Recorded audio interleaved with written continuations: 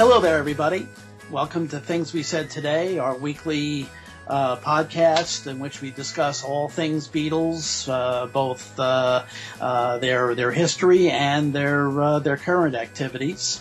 I'm Al Sussman from Beatle Fan Magazine, and I'm joined by my cohorts, Ken Michaels, the host of the syndicated Beatles radio show Every Little Thing.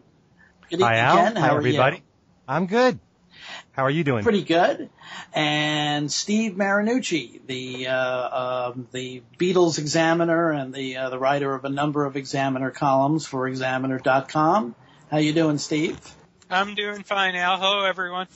And our resident musicologist, who also has been a contributor to Beatle Fan over the years and has been a critic and examiner of the classical music world and the pop music world, especially the Beatle world, for many years, Allan Kozinn. Hi, Al. Hi, How Al. you doing? How are you doing?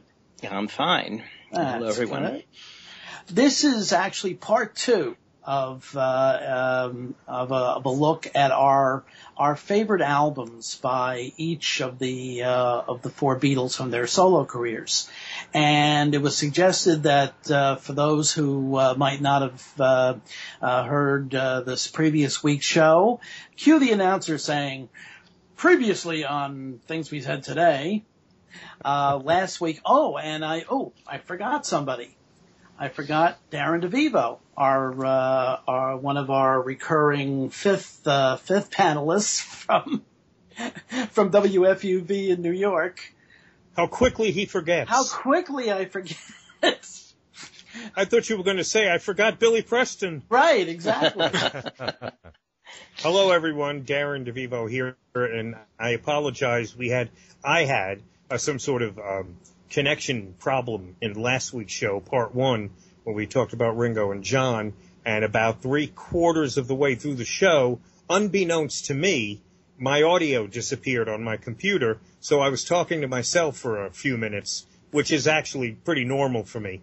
And nobody was responding, and I was getting offended, and then I realized, wait a minute, I'm not there anymore. But hopefully I'll be here for the full hour, and thank you for inviting me back.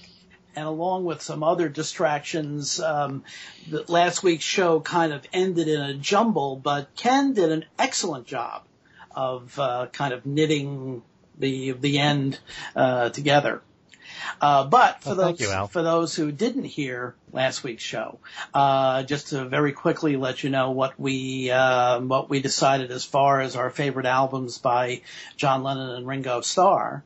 For John, Allan chose Double Fantasy, right? Steve chose Plastic Ono Band.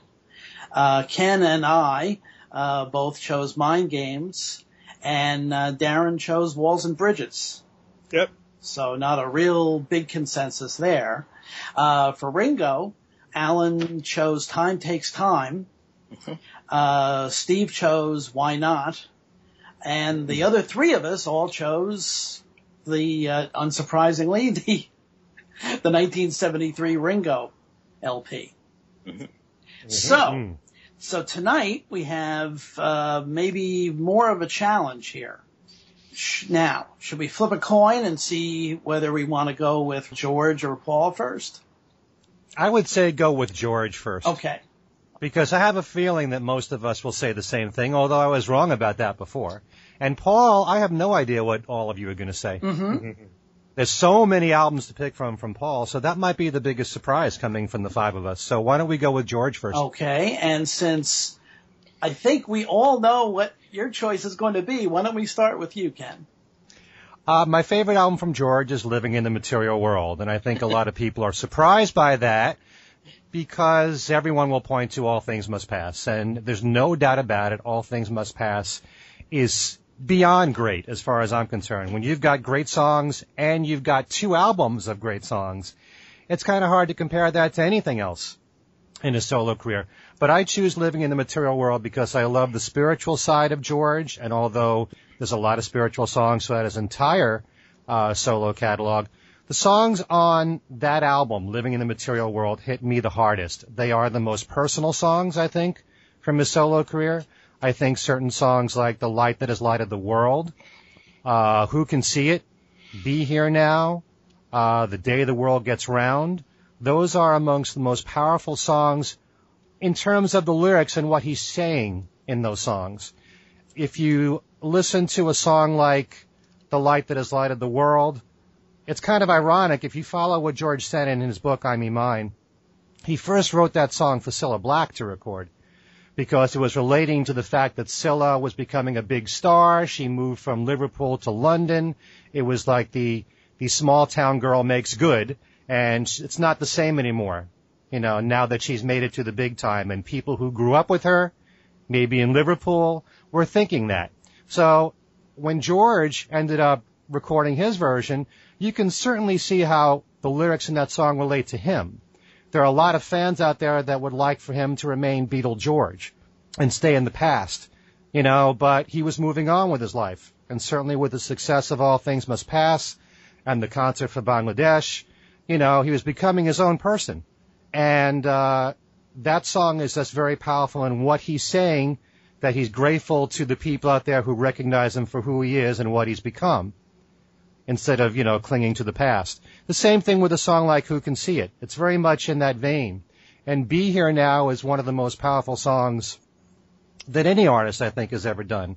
What I love most about that song, and I think I might have said this a few shows ago, is that it's very much a mantra to me. There are very few words in that song, but that also makes each word become more important.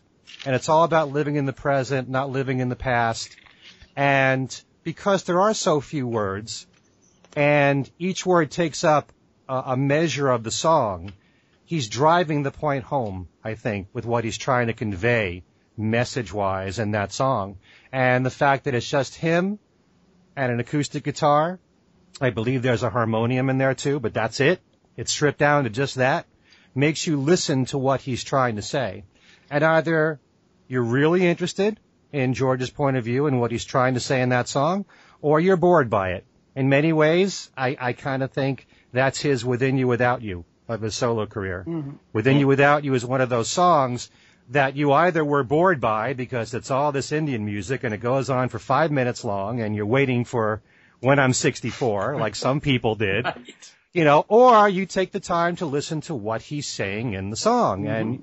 And, it either means something to you or it doesn't. And with me, the songs on this particular album and The Day the World Gets Round as well, they're all very powerful for what he's saying as far as personal messages. In many ways, I kind of think of the songs on this album, the ones that mean the most to him, as sort of being his own Plastic Ono band.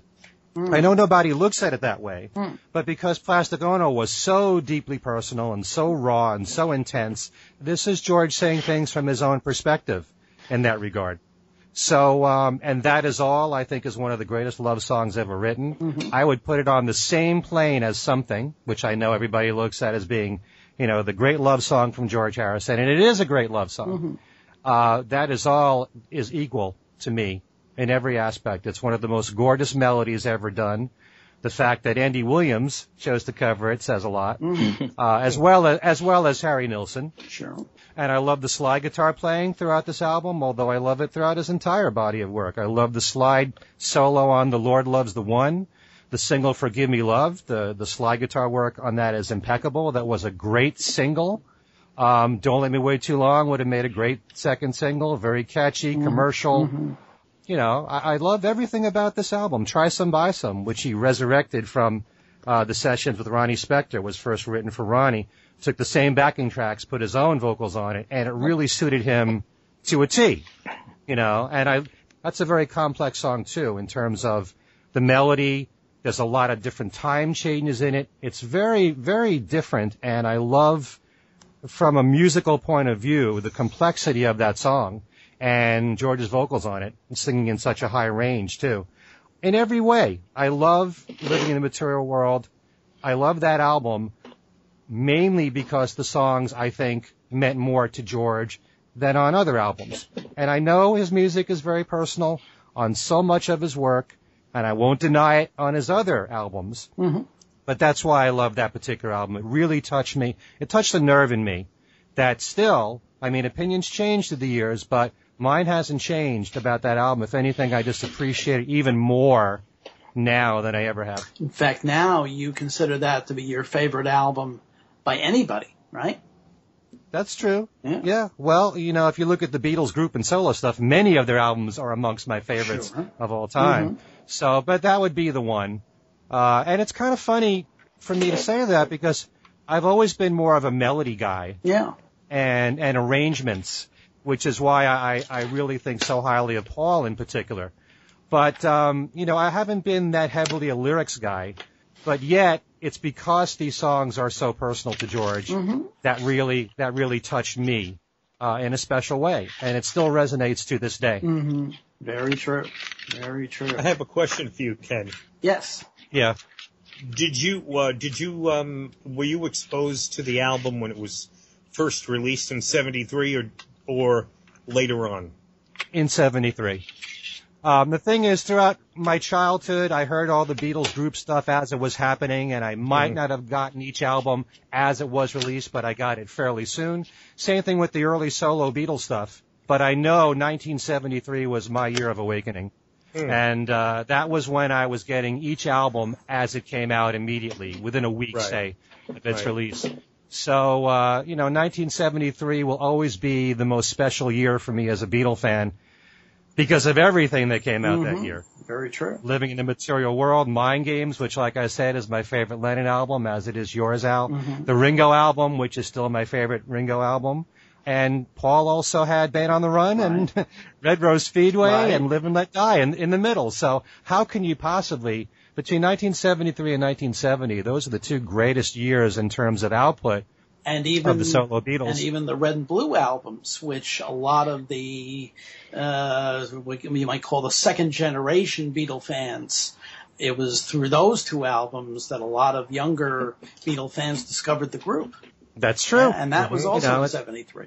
Right. Plus, Billy Preston had a great year that year. So I've said it before, the stars were aligned just right in 1973 in a way that it hasn't been since, you know. But, yeah, that has a lot to do also with my feelings about living in the material world, because 1973 was the greatest year for me as a Beatle fan in terms of the music that came out of them.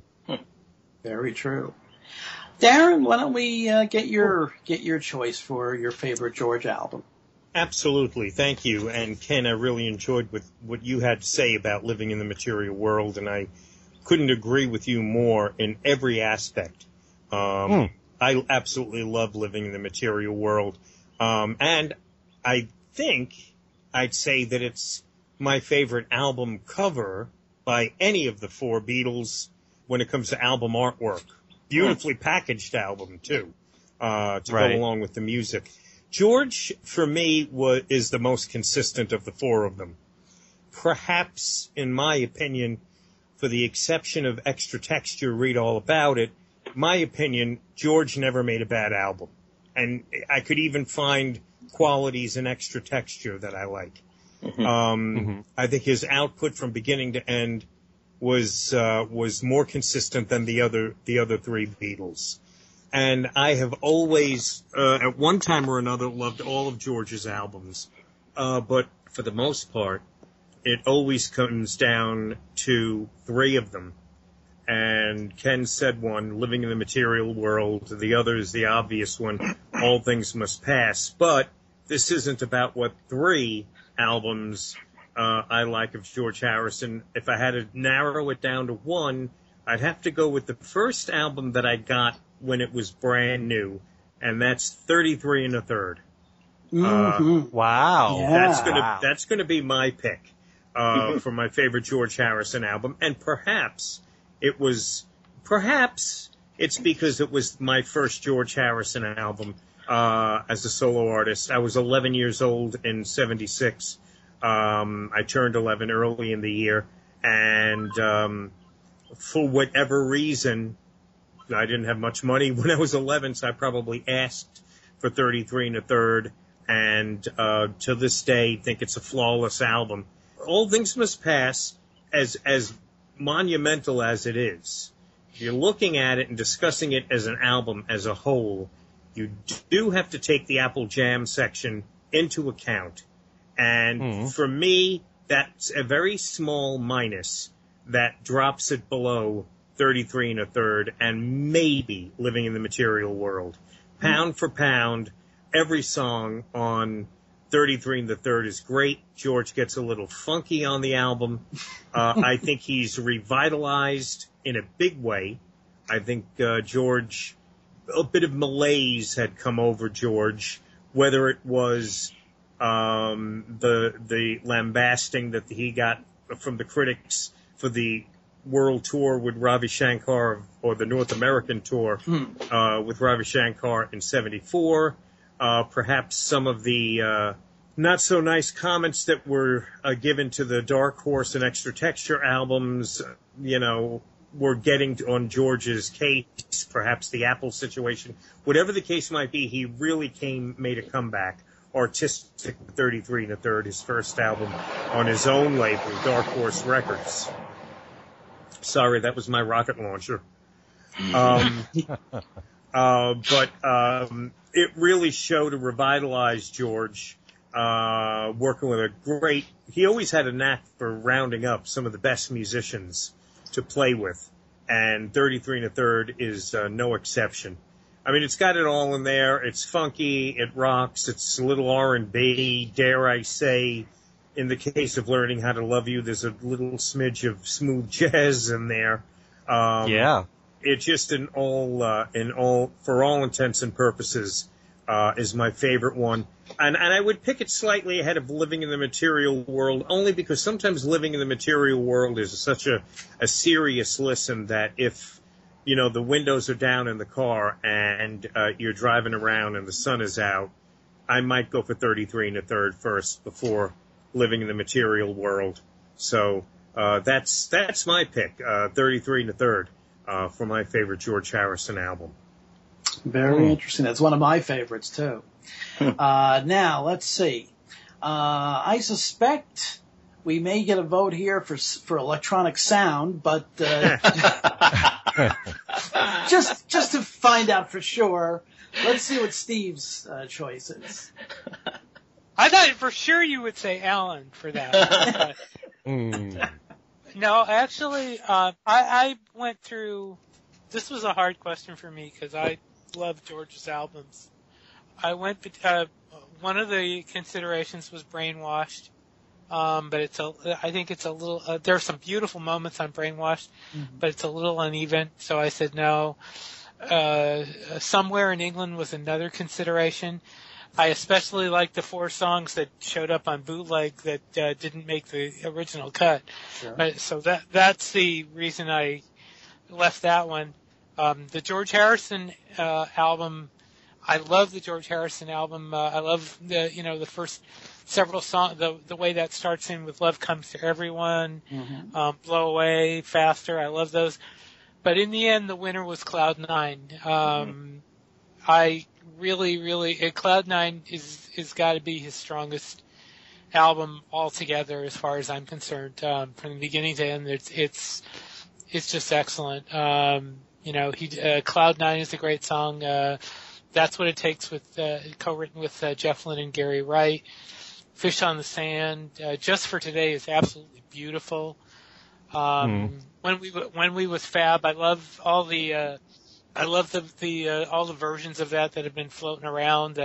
The long version with the extra long ending, I think that's wonderful. The Devil's Radio is another great song. Someplace Else is another beautiful song.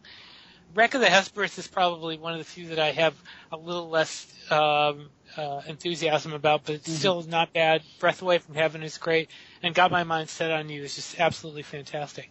So all in all, Cloud 9 really, there's just so many. There's hardly a down moment on that album, as far as I'm concerned, and I'd have to give it to that. It's just strong all the way through from beginning to end. So there. Another fine choice, because that's another favorite of mine. So, will electronic sound be your choice, Al? No, because I had lunch with Bernie Krause once, and he was, it was maybe 10 years after Electronic Sound, and he was still, very upset about what happened with that. And he said, these were not pieces; these are practice tapes, and not only are they practice tapes, but a lot of it's me. And so, while I would love to do the strangest possible choice, I can't really do Electronic Sound, although I kind of like it. I don't think it's as bad as people think, and it strikes me as better than practice tapes. But for various reasons, I can't choose that one. I agree with what Darren said about George's albums being consistent, and I agree with basically what everybody has said. I mean, it's George's. It's kind of interesting. I mean, talk about a dark horse. When you look at his stuff now, in a way, his catalog is uniquely strong. I mean, I have to say I'm more of a group guy than a solo guy. Always have been. And in the beginning of, say the 70s, I didn't actually pay that much attention to the solo things apart from John. A little bit George. I loved All Things Must Pass when it came out. I went to the concert for Bangladesh, and I loved that when it came out. And I actually didn't at the time like Living in the Material World that much. It struck me as a little bit whiny, and it sort of turned me off. I mean, I don't feel that way now. I've revisited and thought, what was I thinking?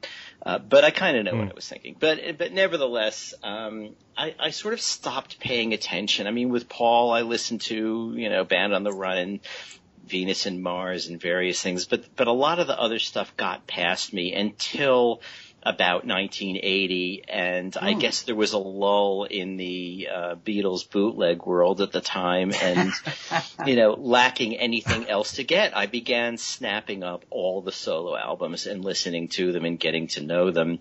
And but looking at it now, I mean, in this past week when I've tried to sort of choose my George album, I mean, All Things Must Pass. I mean, I think everyone agrees. I mean, that was sort of a floodgate opening, and, he had all these things he had been saving up, not getting on Beatles albums, and they're just incredible songs. I don't necessarily agree that you have to think about the Jam album, because if I recall correctly, that was a 3-disc set for the price of 2, so the Jam album was free. Yep. Very true. So we could discount that, and I have to admit I hardly ever listened to that disc, but yes. And then Cloud 9, I thought, that was going to be my choice, because it was, really a comeback, and it is such a strong album for the reasons Steve said. And I kind of went through almost every single one. I mean, Wonderwall. I love Wonderwall. Got that when it came out. And it just has so much interesting stuff on it. But what I settled on was the George Harrison album from 1979. Because as I listened to them this week, I mean, that really stood out for a number of reasons, largely to do with the variety of things on it and the variety of George's interests represented on it. I mean, you've got Faster, his auto racing fascination. Soft-Hearted Hannah is about various kinds of mushrooms that you might ingest and see pretty pictures. Not Guilty. I mean, of course, we all know that as a Beatles outtake. It had been widely bootlegged by the time this album came out, I think, actually. Maybe not that widely. But, and ultimately, years after this, we heard the Escher tapes with his first version of it, and then it ends up on an anthology. So some hindsight, but the song is basically the same song that he did as a member of the Beatles, and it deals with, not wanting to upset the apple cart that's pretty, out there open. It's, didn't mean to sort of waylay you on your road to Mansley with every guru who came along. It deals with a lot of his issues that were Beatles issues. Yes. You know? And it's kind of interesting that in 1979, this is still on his mind. Yeah. Love Comes to Everyone is a beautiful song. Mm-hmm. Here Comes the Moon, you know, we're getting back, like Not Guilty. We've got sort of a different take of a Beatlesque kind of song. He's done Here Comes the Sun, Here Comes the Moon. Blow Away is a beautiful song. I love that. I love the video for it. I love the video for Faster too. You know, and it's, If You Believe, you know, touches on his spiritual side, but he's at this point doing it in a way that doesn't sound preachy. I mean, you could listen to If You Believe and take it even as not particularly a spiritual song, just, you know, the power of believing that you can do what you want to do. You know, it's there. You can do it. But there is, you know, knowing that it's George, you have that undercurrent of spirituality too. So, this album, you know, it just seemed to me that it's often neglected. It comes in the middle of a bunch of other things that are perhaps, you know, bigger draws for people. But, when I played it this week, there were just so many things about it that made me think, that the feeling of when I first got the album, which was, you know, bit after it came out, and saw the videos and all of those things, it just struck me as a very enjoyable album that I don't know if I would take it to a desert island instead of All Things Must Pass, but for our purposes, that was my choice. That's a good point, Alan, about if you had to take one, though, to a desert island, you might go with All Things Must Pass, because I think that I would do the same thing, even though I just picked 33 1/3. But that was an interesting point that you made there. The George Harrison album also is one, I should have said 4. There's not a trio, but a set of 4 albums for me that are virtually perfect. And I should have mentioned George Harrison in that, because I also look at that as being important in George's life, because it was the first Olivia album, you know. Right. That's true. You know. Right. John often expressed his love for Yoko, as did Paul with Linda. For the George Harrison album, that was his. There were several tunes in there for Olivia. Dark Sweet Lady. Right, right. Yep. Your Love Is Forever. Yeah. So, I mean, you know, I'm just looking at the list on my iTunes, and I really could have chosen any of these. I mean, I love Gone Troppo. I got that one when it came out, and you know, I may have been one of the 4 people who actually paid money for it. I'm one of the 4. I'm also one of the 4. Well, here we go. We're all here. Well, again, we have more than 4 then. I have the weird promo copies of Gone Troppo, the weird pressing. I can't remember. It's in the other room, so I can't look at it right now. But there was a weird label on the promo pressings, and I have one of those. It was they used a certain kind of vinyl, Warner Brothers supposedly, and it was it Quiex, I think, something like that. Right. Yeah, that's right.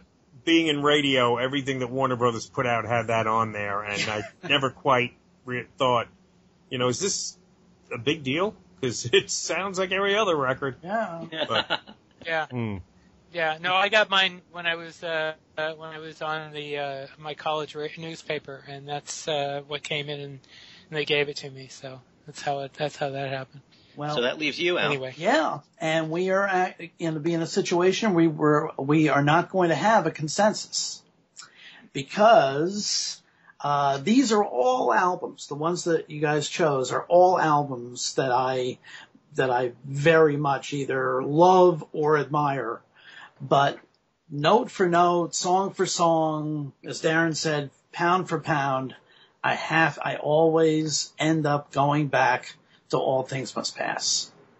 It's, granted a lot of those songs are actually from the Beatle era, but still the fact that this many superior songs are in one package, and we'll eliminate the third disc from the discussion, but just the two discs, the first 2 discs alone, I mean, you could take side 1 and side 3, and you'd have an absolute classic. But then you wouldn't have What Is Life, and you wouldn't have Behind That Locked Door, and you wouldn't have Let It Down, and you wouldn't have Run of the Mill. And If Not For You. And If Not For You, yes, exactly. That's very true.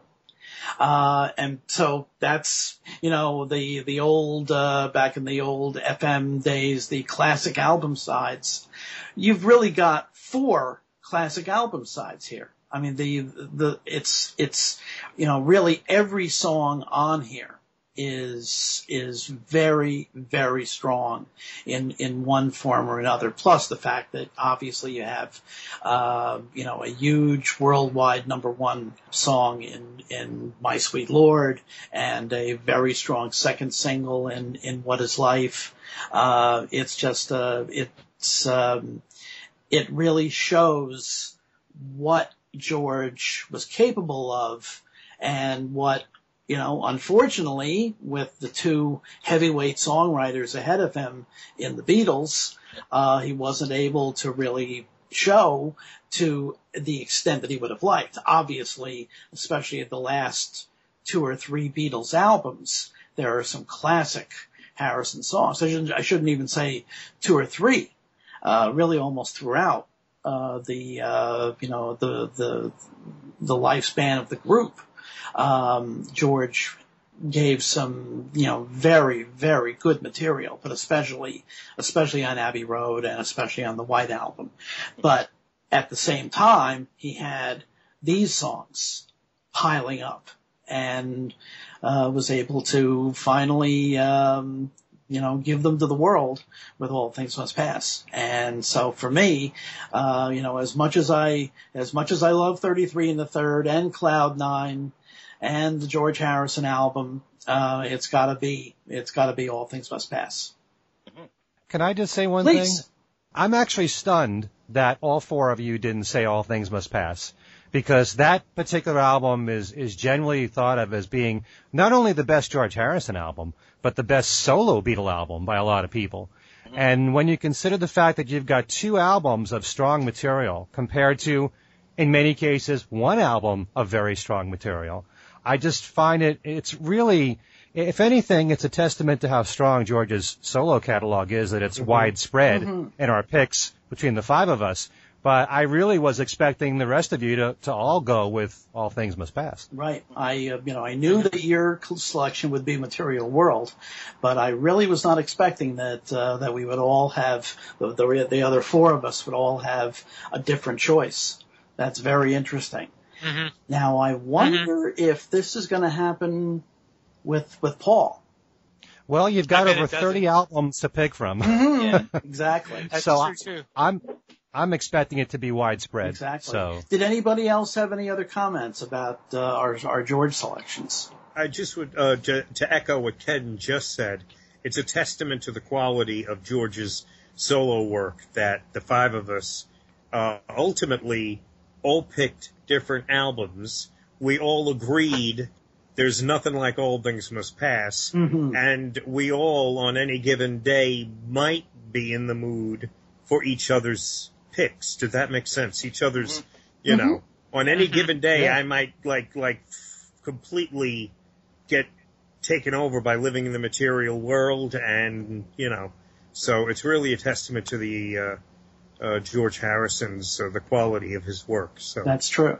That's true, and that's also not to denigrate Brainwashed, which which is under given the circumstances is a wonderful album. Right. Yeah, that's the reason why I can't listen to Brainwashed that often, because it just is sad. It just, Yeah. That's the only. When I heard it, I thought, this is unbelievable. Even on his deathbed, this man comes out with a near masterpiece. And boy, is this going to blow people away when they hear this. Maybe, I don't know, maybe I overreacted a bit, but it didn't hold up for me as time went by, because it just has this cloud hanging over it a little bit. What kind of cloud? Just that he was dying when he made most of the album, and that he was no longer with us, and it was his posthumously released swan song. That's all. Okay. Yes, I guess sort of like the fact that a lot of people have a tough time, that will be certain times when Double Fantasy can be a tough listen, because that album is so unfortunately associated with what happened 2.5 weeks after its release. So I totally understand your feelings on that. So, shall we go to our selections for Mr. McCartney? Absolutely. All right. Okay. And I think we'll start again and put the pressure on Ken. I'm feeling the pressure right now. Now, definitely it is Flowers in the Dirt for me. And the reason why I love Flowers in the Dirt is because my impression of Paul has changed through the years quite a lot. I've always admired his mastery of so many different genres of music, and that's one of the biggest reasons why I admire him so much. And I think he became more of his own artist after Wings. I think he really grew from the 80s on up in many ways, which is not to say I don't love the 70s Paul. I love, everything just about from the 70s. But when Paul is recording so many different styles of music and doing it well on the same album, that's when I admire him the most. And we were talking about Tug of War. We were talking about Tug of War with Tom Frangione, and that's another example of him being the master of so many different styles of music. When you look at Flowers in the Dirt, there are no two finer, really great pop songs than My Brave Face and this one. Yeah. I think they're really well constructed, great melodies, catchy as hell. You can't help but sing along with those two songs. And then at the same time, I love a song like Rough Ride, where you've got the brass, the horn section in there. Kind of reminds me a little bit of the Letting Go feel in some ways.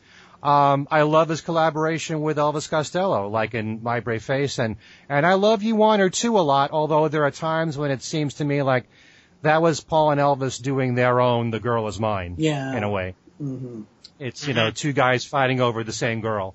So that was their version of that, but they sound so great together, and, I love the whole melody and the whole arrangement, and I love that quirky end at the way the song ends.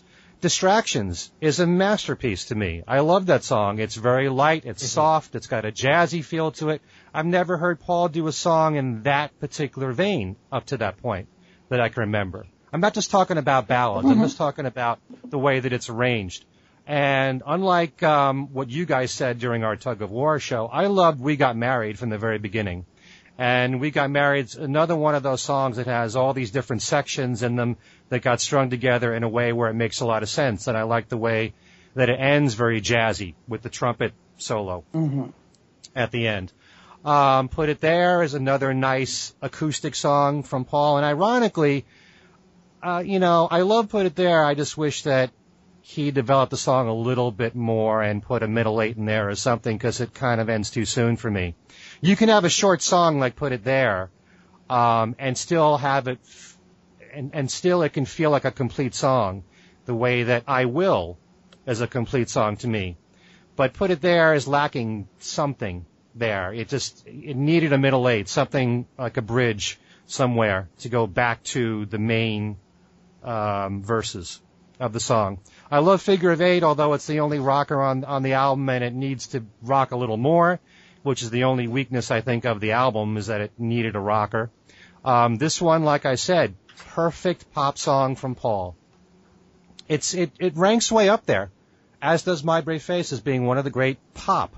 When I think of pop, and I think Penny Lane, and I think Listen to What the Man Said, and With a Little Luck, those are great pop songs. This one is one of those songs of that caliber to me. One of my favorite songs, ironically, in this album is Don't Be Careless, Love, which is might be the weirdest song on the album. And it was the one that took me the longest to appreciate. But I love what Paul's doing in that song with his vocals. The real high register. He's really trying to, he's singing so well in a high register. You're not used to hearing him sing that high. And it's a song that's kind of quirky and clunky, and yet in its own way, it's a Paul and Elvis song, and it makes sense as a Paul and Elvis song, if that makes any sense at all. Oh, absolutely. Oh, yeah. How Many People, great reggae tune, great hook to that one. I love that one. Motor of Love is another great love song from Paul. Really has a Beach Boys feel to it. Love what Greg Hawkes brought to the song from the Cars. The whole production behind that, I love a lot. That Day Is Done, that's a masterpiece. Yeah. That Day Is Done is a great gospel-y song in the vein of Let It Be. And, you know, it's a very unusual, dark song for Paul to sing. You know, taken from the view of someone who's being buried, you know, at his own grave. Another great collaboration with Paul and Elvis. You know, we could do a show on who we think was Paul's best collaborator after the Beatles. I wonder how you guys feel about that. But, and I love Où Le Soleil a lot. It's a great dance track. It's got a few lines, and that's it. I don't look at it as some, you know, masterwork from Paul, but it's a fun track to put at the end of the album. So song per song, I love really every song on Flowers in the Dirt. So, and he's conquering so many different styles of music. That's who Paul McCartney is for me. Going back to the early days of the Beatles. Another bus coming through the window. And then extending into his solo career, I really admire when he's able to write in so many different styles of music, as he did back in the Beatle days and throughout his entire solo career. And when he does something like that and does it well, as he did on Tug of War, as he did on Flowers in the Dirt, those are the albums that I admire a lot. And there's many other albums from Paul's solo career that I would consider to be, as I rank them, you know, a 10 out of 10. But Flowers in the Dirt is one of them, and it's my personal favorite. And since I made it a favorite, it's stayed that way.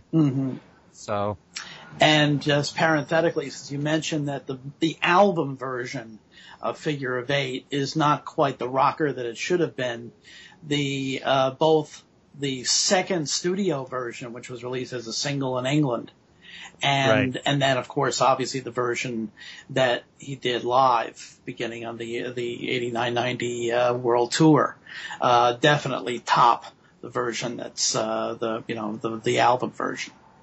I would agree with that. Yeah. I think the one on the album is rather tepid. Yeah, it really is. Absolutely. Absolutely. Darren, what's your choice? Well, this is a topic that's very near and dear to my heart. As I pointed out earlier when I said I was 11 years old when 33 1/3 came out, everyone could pretty much figure out that I'm 50 now this year, and I'm the baby amongst the five of us. So I picked up on a lot of music after the fact. And I grew up in the 70s, and for some reason, and I probably never will know why, even as early as 4 years of age, there was something that attracted me to the music of the Beatles, and then quickly after that, there was something that pulled me towards Paul as my favorite Beatle. I don't know what it was, but it was there from as early as 4 years old. So McCartney was my favorite Beatle from my day one. So the 70s growing up, Wings were the soundtrack to my youth, to my life. And, virtually all of the albums, especially starting with Venus and Mars, which was the first, I think, was the first solo album I bought when it was current. Those are albums that are just, they're priceless to me. The Wings albums of the 70s. So I'm going to go with my pick to try to get to the point, because I've just got so many opinions about so many different McCartney albums, and the body of work is so large that, I could go on and on about talking about how I loved Press to Play and thought Tug of War was overrated. Maybe that's for another show. But I'll get right to the point, and my pick is Band on the Run, which in my estimation was about as close to perfect of an album that McCartney did. Ram, a very close runner-up, but for me, again, it was a Wings album. I remember vividly having it on cassette, and getting Red Rose Speedway right around the same time on cassette. And I played those tapes over and over and over again. And Band on the Run is perfection from beginning to end. Paul has always frustrated me a little bit, even though he's my favorite, that all of his albums you could find a tune that you might consider this could be the album's clunker. Mm-hmm. For me, Band on the Run was the hardest to find a song that I would put in that category. And the American version, I think, is better for including Helen Wheels. Something's missing when I listen to the UK version, which I guess is kind of regarded as the standard. But so I throw my vote to Band on the Run as my Paul McCartney pick. Do you have a clunker? On that album, mm-hmm. or yeah, that's like I said. That I mean, for Band on the Run, that's maybe the same thing with Ram. Those are the two albums I find it hardest to find a clunker. I guess if I had to, it would be that middle portion of Picasso's Last Words, Drink to Me, where mm-hmm. it meanders a little bit.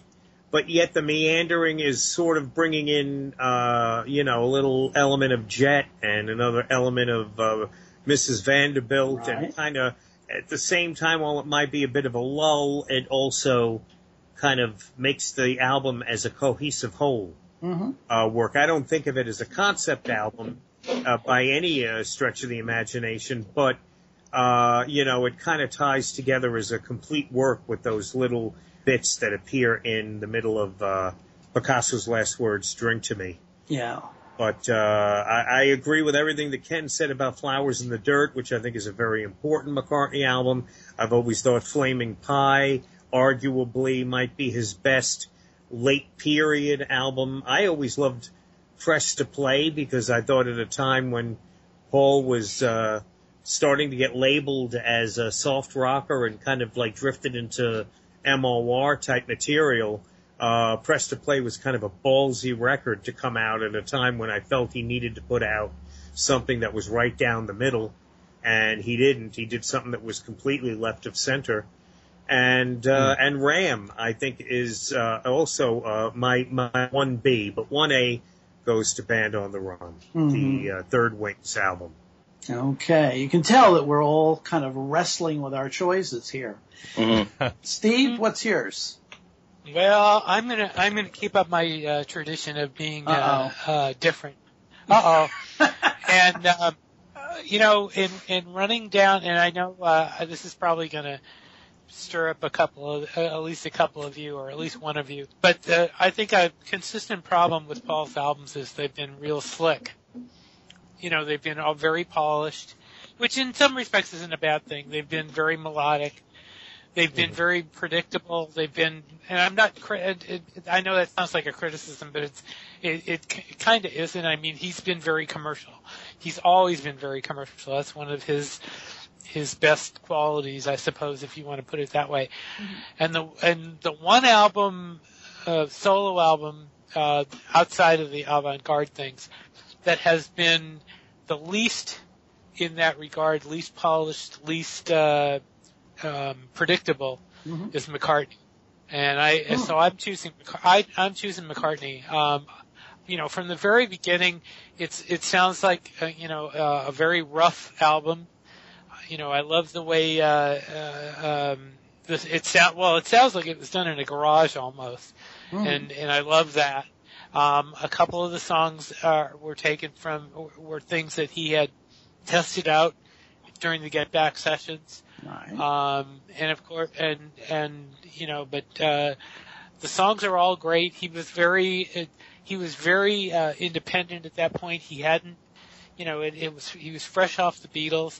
There was still a lot of Beatle aura surrounding him. And I don't know if that's part of the reason for my liking this or not, mm-hmm. because of that, because it is pretty close to the Beatles.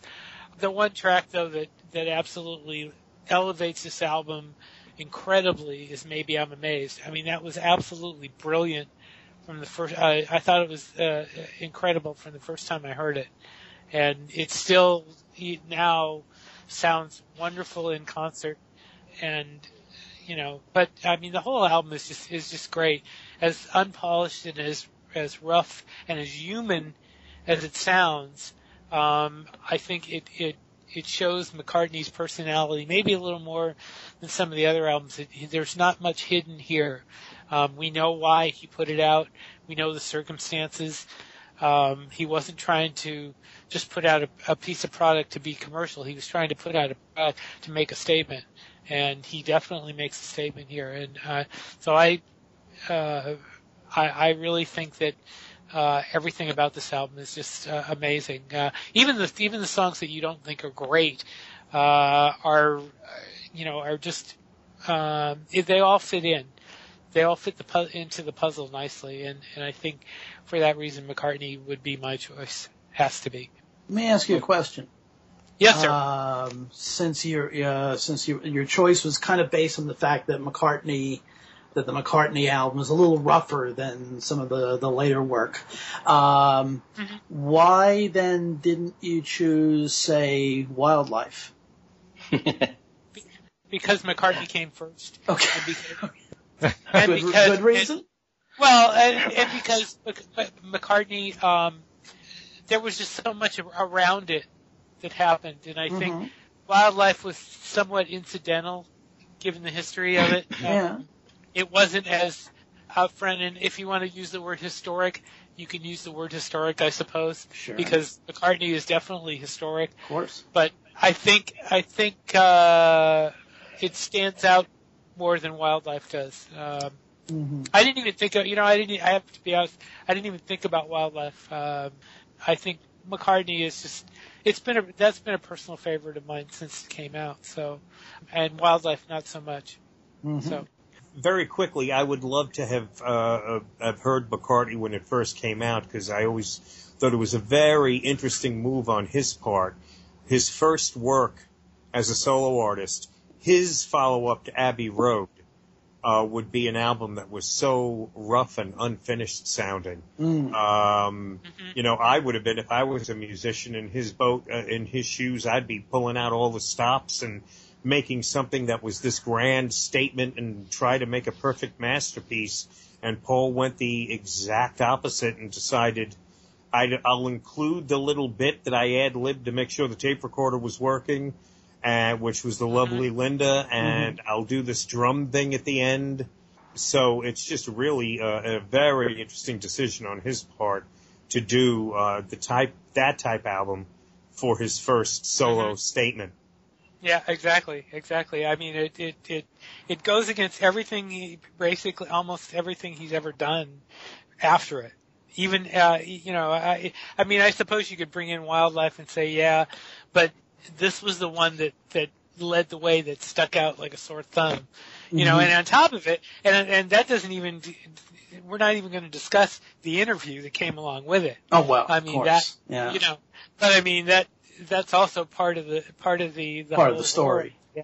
Right, but I mean, because I remember hearing about this coming out. I remember hearing the radio on the day that they announced that the Beatles were breaking up and that McCartney was going to do a solo album. And I remember the announcer almost happy. He was doing his promo for it, and I can remember the announcer doing his lead-in on the story and almost being gleeful. And then he said, "The Beatles are breaking up," and I went, "What?" And it was like, oh my God, and I mean, this is when obviously, the establishment was still looking down at the Beatles. They didn't think of them as, they didn't have the respect for them that they did later on. But I know that, I mean, it was amazing. And the McCartney album just kind of floated into this, the way it came in. And of course, and again, there was all the situation after with the feelings against McCartney. There was a lot of animosity against him at the time. That took a long time to, but that's not part of the reason why I picked the album. I'm just saying that the album itself was just historic, and it's just completely a totally different McCartney than we knew later. Mm-hmm. Ken, I think Ken had a follow-up. No, it's a few things I just want to bring up. First of all, you said McCartney tends to be predictable. I think he's the least predictable artist we've had. Mm-hmm. You never know when he puts out an album, what he's going to put out, who his producer's going to be, what the feeling's going to be, if it's going to be a raw album, if it's going to be polished. You never quite know. But let me just finish here.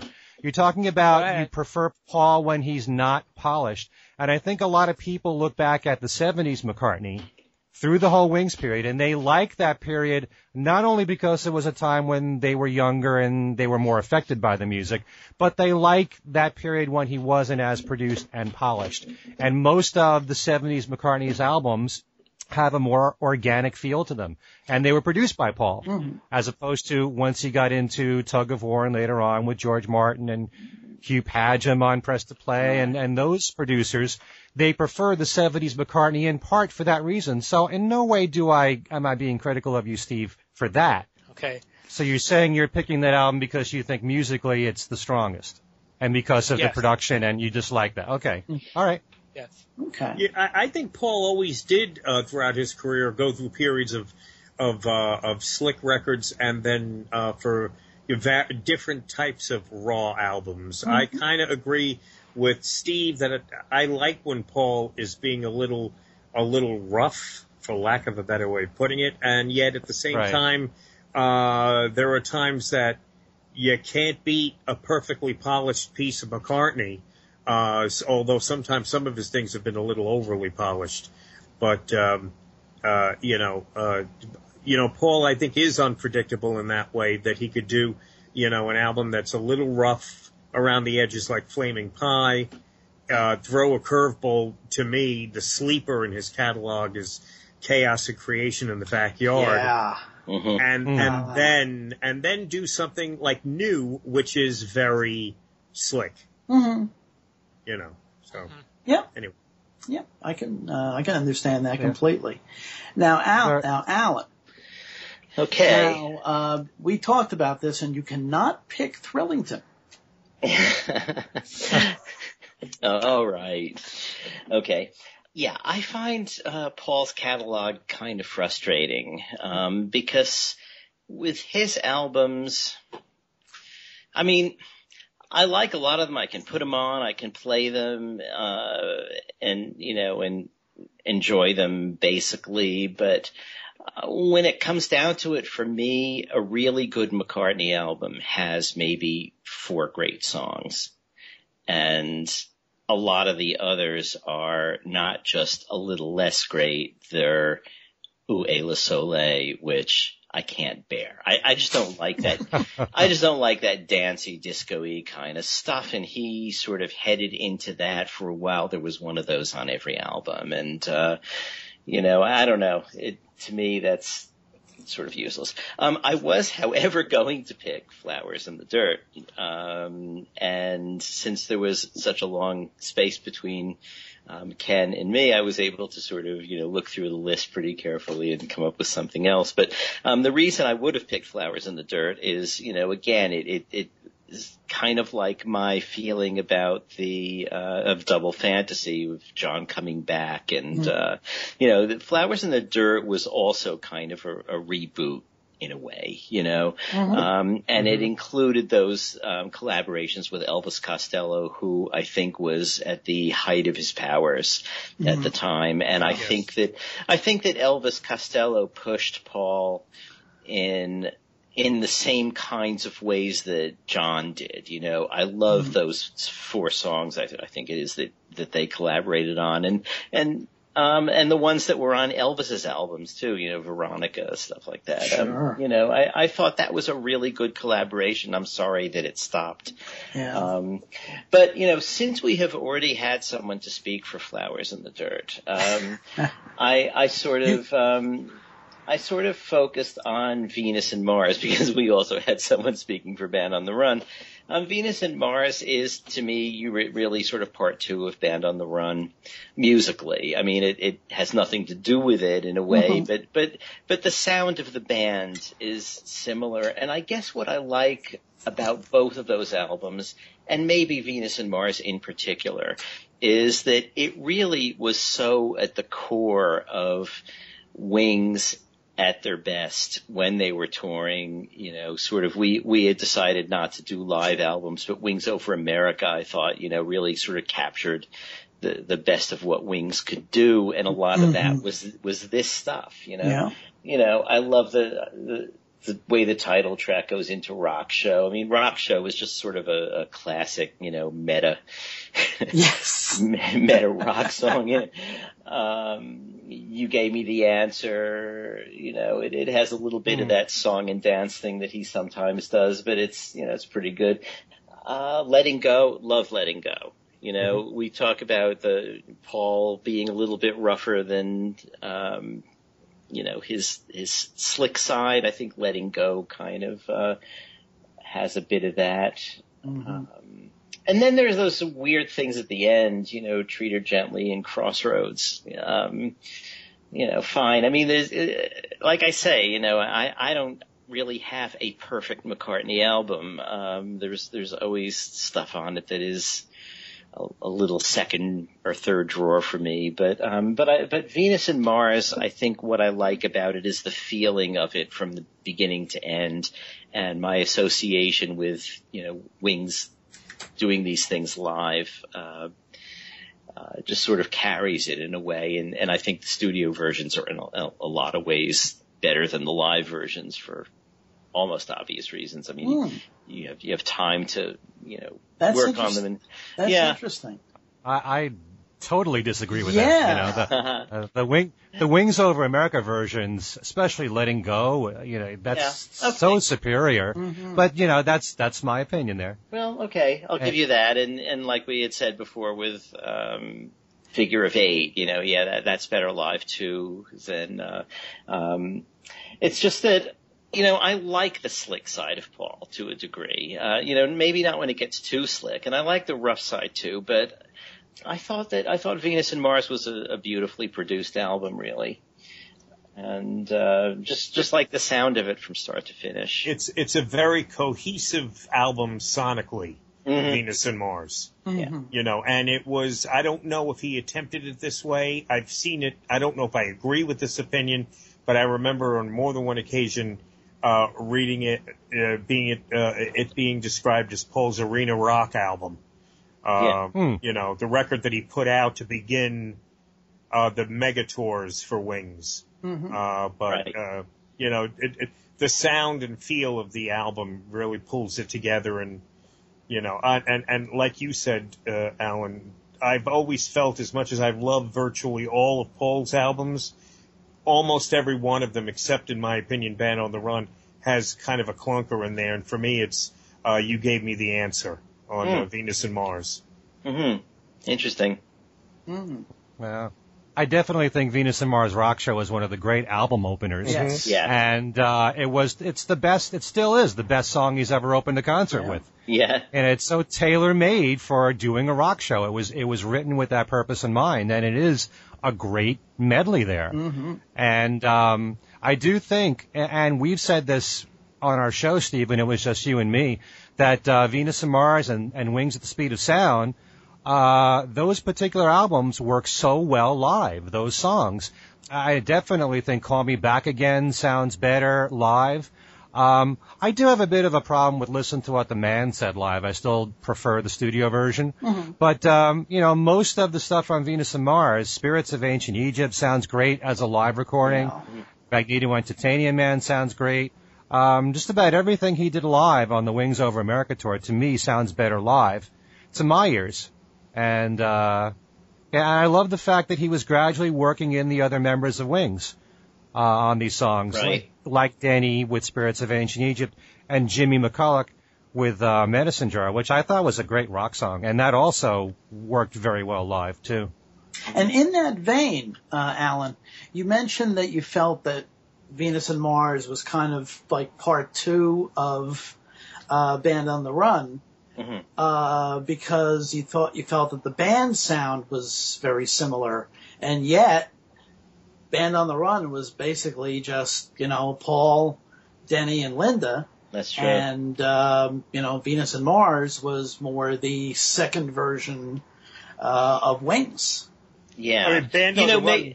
Maybe I think of it that way because Band on the Run also is so heavily represented in Wings Over America that very true. That somehow I see these two albums as being as an entry, the core of that tour. Yeah, they just seem really related to me. Maybe even more so than Wings at the Speed of Sound because that came out during the American portion of the tour. Well, more so than, say, Rubber Soul and Revolver, which both Paul and to think of as related to each other. Right. Very true. And you couldn't have two more disparate albums. Yeah. Definitely. Right. Definitely. So that brings it to me. And this is, as you can tell, this has been, for all of us, this has been a very tough decision.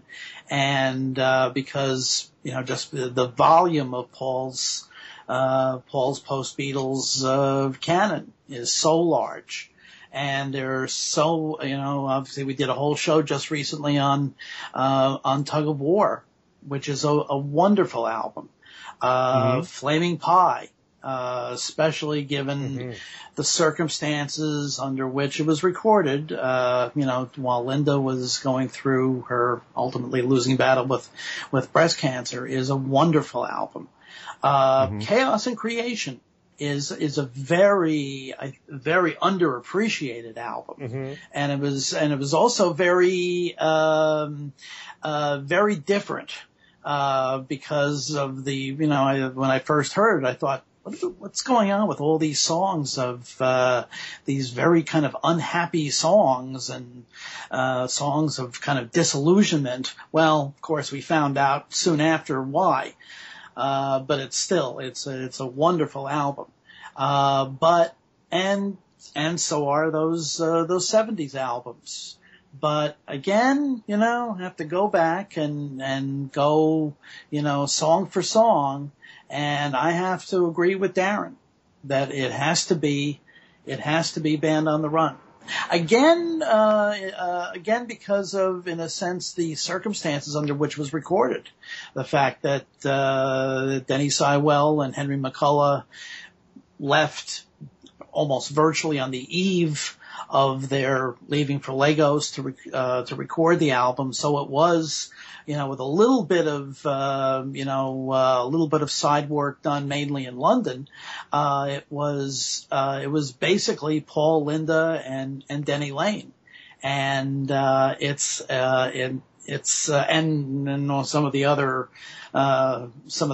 obstacles that they encountered in Lagos, which have become legend. But the finished product is wonderful. I mean, Band on the Run and Jet alone were huge hit singles for Wings in '74. You've got Mrs. Vanderbilt, which has always been a big favorite and which Paul returned to just within the last couple of years. You've got Let Me Roll It, which has been except for the 89-90 tour when he used We Got Married in this way. Let Me Roll It has always been kind of the big arena rocker that kind of, ends the first set. Basically, since the album came out, as soon as he went back on the road in the fall of '75 in Australia, he began using Let Me Roll It, and as I said, except for 89-90, it's been in the set ever since. Mamunia, which you might consider kind of a minor song, is one of my all-time favorite McCartney songs. And it's, as Darren was saying about, it's an album almost without a clunker. I suppose if there is one, it might be No Words. Wow. Which is not a bad song at all, but when you consider, what else surrounds it on the album, that might be perhaps the least favorite. That That might be one of my favorite McCartney tunes of in the top 5 of all time. Yes, and Mammonia, which a lot of people consider a kind of a minor song, is a huge favorite of mine. And I'm definitely in the minority. I feel that Helen Wheels being on this album sticks out like a sore thumb. Really? It's just stylistically, it doesn't belong on this album. You know, I never felt that way, but then I've been used to it all these years on the album. True. But that's true, especially, you know, because here in America, that was included on the album by edict of Capitol Records. So it's very close to, as I was saying with All Things Must Pass, it's very close to a perfect album. And obviously it's the album that, that virtually every other McCartney album since has been judged against. You know, much in the way that Ringo is the album that all of Ringo's albums since then have been judged against. So Band on the Run is my choice. So, that small consensus there, Band on the Run gets two votes, but that shows you the breadth of the catalog. And we'll wrap it up unless anybody has any last minute comments. I think this has been a fascinating discussion loaded with surprises. Yes. And with Band on the Run, I would add that for me anyway, 1985 is one of the greatest songs I think Paul has done in his solo career. I do think Helen Wheels fits perfectly, especially when you consider rockers like Jet on the album and Let Me Roll It. I think Helen Wheels just really, I don't know, it sonically sounds the same, and it's a great rock song. To me, it was just a little too poppy. It was a little compared to Jet and Let Me Roll It, and it was just it was a little too slick and poppy. There's that word again, slick, for this album. Mrs. Vanderbilt was poppy. It's to me, Mrs. Vanderbilt was more kind of offbeat than to me, Helen Wheels was really more of a just a slick kind of typical Wing single of at least of the early period. Okay. But it was a great single for me. Oh, sure. And then, like you say, that's, all of the American fans, that's how they remember the album is with Helen Wheels on it. So anyway, as usual, we want to thank Darren DeVivo for, coming on and, as our occasional guest panelist, and hope he'll be with us again soon. Thanks for having me as always. And you can, Steve, why don't you give the contact information? If you want to get a hold of us, you can write to us at thingswesaiddtodayradioshow@gmail.com. We also have we actually have 2 Facebook pages. There's a group page and I forget what the other page is, but there are 2 Things We Said Today pages that we monitor. And you can also get a hold of any one of us on Facebook separately if you wish. And but the best way to send your comments about the show is thingswesaiddtodayradioshow@gmail.com. And one of these days we might actually do a mail show. A mailbag show, I should say. We might even mention your name if you send us a note. So feel free to do that. Absolutely, if we can keep ourselves under control. There we That's go. A big there if. we go. And a very big if. Absolutely. So for Ken Michaels, for Steve Marinucci, for Allan Kozinn, and Darren DeVivo, not forgetting him, and myself, Al Sussman, thanks very much for listening, and we'll see you next time.